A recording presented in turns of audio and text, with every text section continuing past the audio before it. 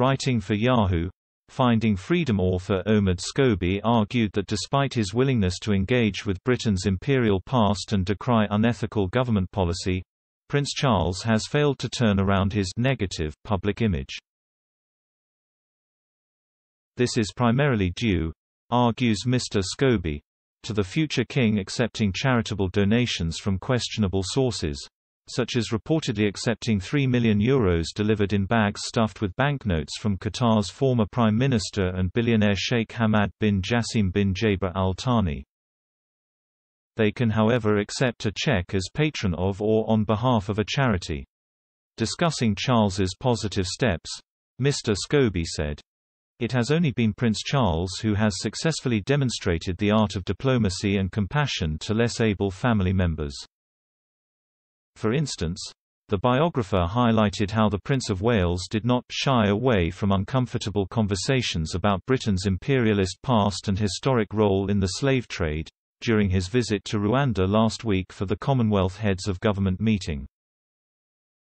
Mr. Scobie said that while usually the group sees painful legacies such as these swept to one side, Prince Charles instead made it his priority to describe the depths of his personal sorrow at the suffering of so many.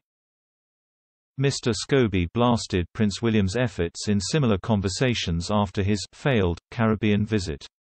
The royal writer said in these instances, William caused offense by handling him with such little tact. Prince Charles also went on to say he was furthering his understanding of slavery's enduring impact. Mr. Scobie quoted a royal source saying, "He believes there is a fundamental gap in national awareness of the trade, despite Britain's direct involvement in it."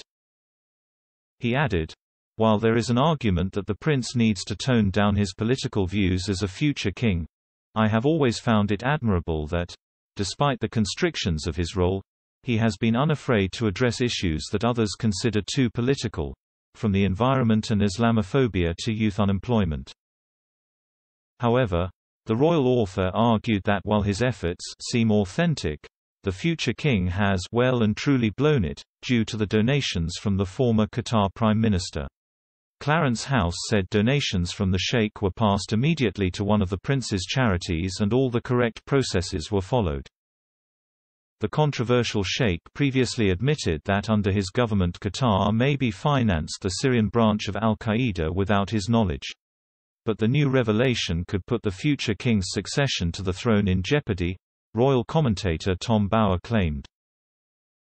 Mr. Bower, who is working on a biography of Meghan Markle, said the revelation has exposed Charles' poor judgement.